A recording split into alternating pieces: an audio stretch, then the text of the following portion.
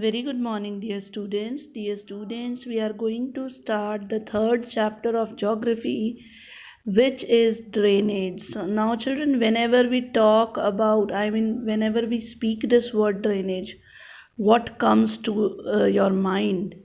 Find the drainage system outside our houses like that.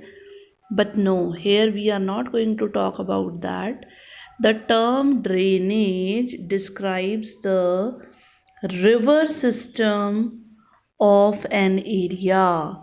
So just look at the map of India, children. You are going to notice different streams of water flowing from different areas, different directions. Fine, and they sometimes they join the big river, sometimes they separate from a big river. Fine.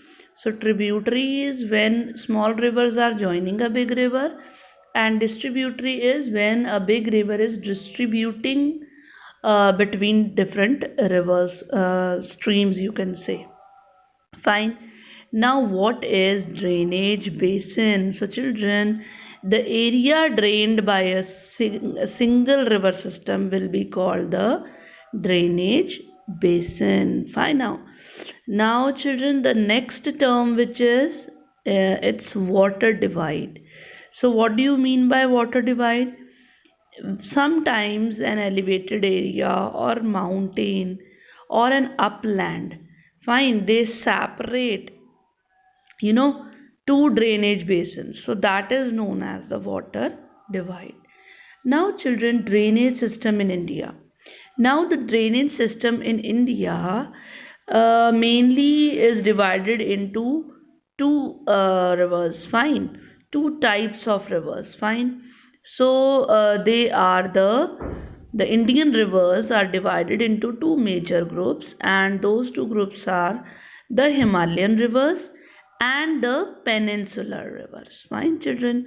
So, as by the name it is clear to you, Himalayan rivers originating from Himalayas, and peninsular rivers which are there in your peninsular plateau areas. So, can you tell me a difference? Fine. So, obviously, children, the Himalayan region rivers, they are originating from the Himalayas, means the glaciers, and the peninsular rivers, they are originating from the plateau area. Now, the Himalayan rivers, when we talk about them, you will be noticing that their course is very long. Fine. And opposite to that, the peninsular rivers course is very small. Fine. Now, obviously, the Himalayan rivers are going to, do high erosional activities compared to the peninsular rivers. Fine. Himalayan rivers will be very useful in irrigation, lot of water, always water is there. And whereas comparatively, peninsular rivers will not be so much helpful in irrigation. Now, the Himalayan rivers will be perennial, means throughout the year they are flowing because they are getting water from the glaciers. Fine. So even the rainwater is also there in it, but it will flow for the whole year. Comparatively, the peninsular rivers will not be having water throughout the year. It can be a case that the river dries up during a dry season, means it will be flowing only in the river, only in the rainy season. So examples for your Himalayan rivers are Indus, Ganga, Brahmaputra. And if you talk about the examples for your peninsular rivers, are so many. Fine, Narmada, Tapi, Godavari, Mahanadi, and so on. Fine. So again, the same thing. Just now we have discussed the same as this comparison. Fine. Now, children, we will start with the Himalayan rivers, and first of all, we are going to talk about the first river, which is your Indus River. Fine. So, as we talked about it earlier, the Himalayan rivers, they are Indus, Ganga, Brahmaputra, and they have a very long course, I told you. And children, they are long and they are, joined by many large and small tributaries. A river along with its tributaries, fine, it will be called a river system. So first we will talk about the Indus River system. So it is, just check out children, it's there very clear to you. It is originating in Tibet. Fine, it's near Lake Mansarovar. Then it is going towards the west. It is entering India in the Ladakh.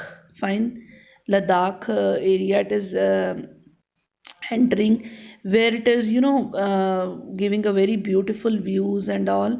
And after that it goes to, Pakistan. And you, as you all know, that it has only one third part of this river is there in India, rest all is in Pakistan. And at the end it is, draining in the Arabian Sea. Fine. So what basin it is covering? So state of Jammu and Kashmir, Punjab, Himachal Pradesh, it is all coming under its basin. Fine. And the tributaries, it has different tributaries. Fine. It is Satluj, Beas, Ravi, Chenab, Jhelum, Zaskar, Nubra, Ziok, Hansga. And children, it is one of the longest rivers in the world. One of the, fine. I am saying one of the, not the only one. Fine. After that, children, comes your Ganga river system. Fine. So, can you check out where is river Ganga? See, it is again originating uh, from the Himalayas. Fine. So, it is the headwaters of the Ganga. It is called the Bhagirathi. And children, this Bhagirathi is fed by Gangotri Glacier. And after that, it joined the Alaknanda at Dev Prayag in Uttarakhand. You might have heard about these names. And children, Haridwar is a place where it is entering the plain area. So that is also an important place. And children, Ganga has different tributaries. Fine, so many tributaries join Ganga. Fine, and see, the course of Ganga is so long, and at the end it is going to, drain out in Bay of Bengal. But before draining out, it separates in West Bengal. You can say it is separating, and when it separate, one of the stream it falls in Bay of Bengal, the other stream joins the Brahmaputra river. You can see the blue line, that's the Brahmaputra river, and they both join together, and after that they fall into the Bay of Bengal. So Ganga has many tributaries, and before draining out into Bay of Bengal, Ganga, Brahmaputra both together make delta, and that is the Sundarban delta. Fine. And now see the tributaries. Now you can see Yamuna, the green line, that's the Yamuna, Yamunotri, originating from the Yamunotri glacier, flowing parallel to Ganga, and at the end they both meet at Sangam. Where do they meet? They meet at Allahabad, children. Fine. There are more tributaries of Ganga. You can see Ghaggar, Ghandak, Kosi, Chambal, Betwa, Son. Chambal, Betwa, Son is coming from down to up. And Ghaggar, Ghandak, Kosi, you can see the green lines coming from up to down. Nepal mountains, Nepal Himalayas. Fine. And children, see now in this picture, see this Chambal, Betwa, Son, they are coming from down to up. They all are joining Ganga river. Fine. So this is how Ganga with its different tributaries. And children, the important thing is that the Ambala, your place, is located on the water divide of Indus and Ganga river system. Fine. Next come the Brahmaputra river, children.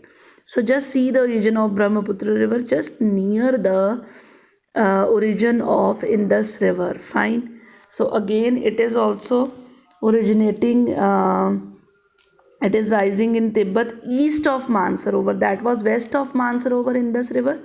It is in the east of Mansarovar lake. Fine. And it is very near to the origin of Indus and Satluj river. Fine. After that, children, it goes from where it is means coming to India from Arunachal Pradesh. You can see it is making a U shape there. So from there, Namcha Barwa, fine, it is making a U-turn and it is entering the state of Arunachal Pradesh. Fine, there it is known as Dihang. Fine, then it joins Dibang and Lohit, and it also has so many tributaries, Dibang, Lohit tributaries. Basin coverage in India, Arunachal. Origin from Tibet. And children, this river is known as Thangpo in Tibet and Jamuna in Bangladesh. Fine, and you all know that see, when it is coming from Tibet area, it doesn't have so much of water, but when it joins, when it is entering Arunachal Pradesh, as it is a area of high rainfall, so there it gets a lot of water, and every year it floods many, I mean, parts of Assam and all that. It's fine. So this is how the Himalayan rivers are flowing. In the next module, we will talk about the peninsular rivers. Thank you and have a nice day.